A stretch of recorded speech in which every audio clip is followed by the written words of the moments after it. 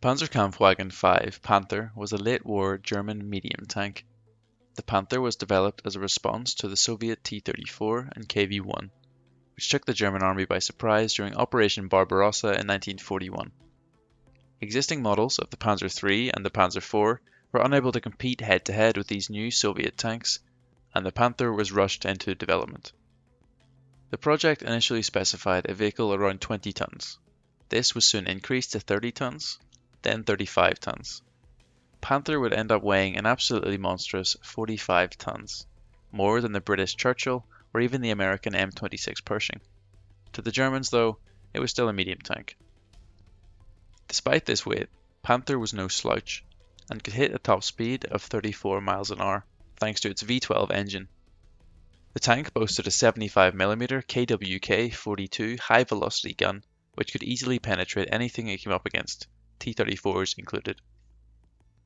The front armour of the vehicle was strong, with 80mm of armour sloped at 55 degrees, but the side armour and rear armour were considerably weaker, and enemy tank crews would try their best to exploit this weakness whenever possible. The first Panther tanks rolled off the production lines in January 1943. The Panther would be built in 4 variants over the course of the war, with 3 of these variants seeing combat. The first variant was not Panther A as you might expect, but was the Panther D. Panther went from concept to production in under a year, which is very impressive and a feat that no other tank design in the war could match. This was for good reason. The Panther D suffered a lot from design issues that really should have been spotted and fixed during the testing phase of the vehicle, which the Panther essentially never had. The most serious of these issues were mechanical. The engine had a very nasty tendency to catch fire, with vehicles being completely destroyed before even reaching the front lines. Another issue was the unreliability of the final drives, an issue that would plague the Panther for the rest of its service life. The final drive was the connection between the transmission and the drive wheel, and the final drive of the Panther reportedly have a service life of only 160 kilometers before the entire system needed replaced. When the vehicle began mass production in January of 1943, the Panther D was simply too unreliable, even by the German standards. The issue of new tanks ceased in April, and the tanks were recalled for emergency modifications.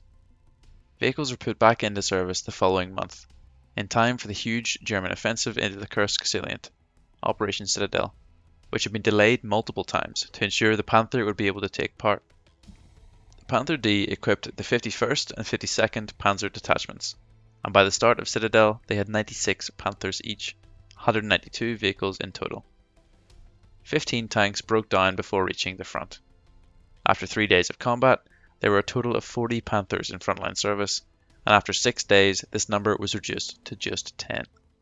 Only 23 of the 182 missing vehicles had been destroyed by the Soviets, 157 were under repair, and 2 had been destroyed by their own engines catching fire. Things were not going well.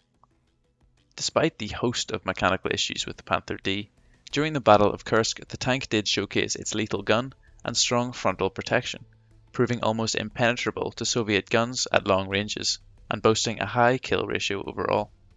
With some changes and upgrades, the Germans were confident it could still be a great vehicle, and a new, improved model was on the horizon, the Panther Osferon A.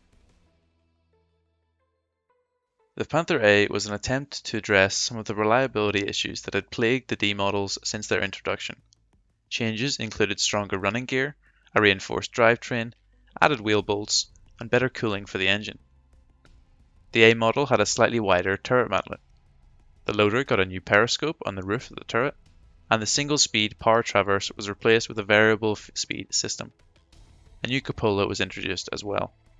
This dome-shaped design gradually replaced the cylindrical drum design of the D models and could mount a machine gun for air defense.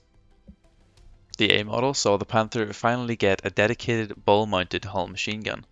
In the D model vehicles there was simply a vertical letterbox-like opening that the radio operator could fire a machine gun out of if he so pleased. This was done away with and replaced with a large domed mount, typical for vehicles of the time. It's important to note that none of these changes happened at the same time. The production lines were very gradually changed from the Model D to the Model A, with many early Model A tanks looking identical to late Model D vehicles. Some Panther D hulls received a new cupola or even the entire turret, so confidently identifying these vehicles can be a pain, unless you find the chassis number.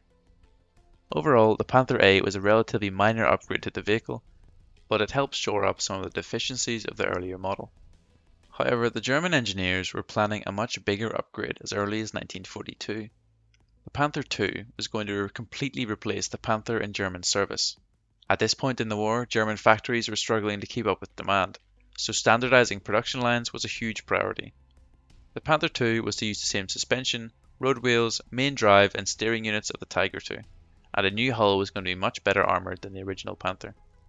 The Panther II never progressed past the prototyping stage, and the only finished hull is currently at a museum in Fort Knox. The Germans instead opted to use the lessons they had learned during the Panther II project to create a new and improved Panther variant, the Panther G. The Panther G used the same turret as the Panther A models, but what sets it apart is the hull. On the D and A models, the side armour was 40mm thick and angled at 40 degrees. This was revised for the Panther G. The new side armour is sloped at 29 degrees, but thickened to 50mm. This side armour sloped downwards towards the back of the tank, which is an easy way to identify a G model vehicle. Thickening the armour did add some weight, and the designers needed to lose the weight somewhere else. They chose the lower frontal plate, which was reduced from 60mm to 50mm. Another identifiable feature is the deletion of the driver's viewing port. This was a perceived weak spot, and was replaced with a pivoting periscope in front of the driver's hatch. To further simplify production, many G model vehicles had all steel road wheels, while others kept the rubber rim. During the production run of the Panther G, the mantlet was revised, adding an armoured chin. The original curved design had a shot trap. Incoming shells that hit the bottom of the mantlet would be deflected down into the hull roof, and the big chin stopped this from happening. The Panther G was the last type to see combat during the Second World War.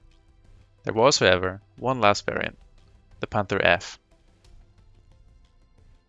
The Model F was on the verge of going into full-scale production as the war ended for the Germans in May 1945.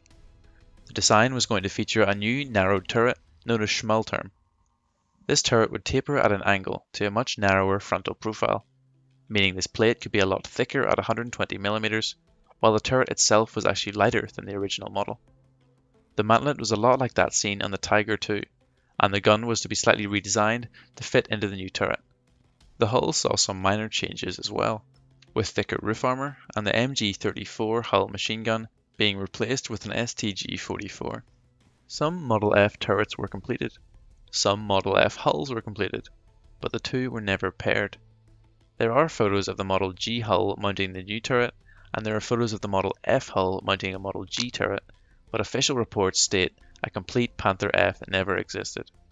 However, one destroyed Panther found in the ruins of Berlin appears to be one of these GF hybrids, suggesting a Model F hull did actually see combat in the last days of the war, before being knocked out by the Red Army. The only surviving piece of the Panther F design is a mangled Schmalturm in the UK. This turret was used as a range target for years until its historical significance was recognised, and it was added to the Tank Museum's collection. The 3.5 Panther variants that did see combat made their mark, making up more than half of German armour by the end of the war, and becoming infamous as one of the fearsome big cats. Of course, there are many other Panther variants and derivatives that weren't medium tanks, and maybe I'll focus on these in a different video if you guys are interested. Thanks for watching. I'll see you next time.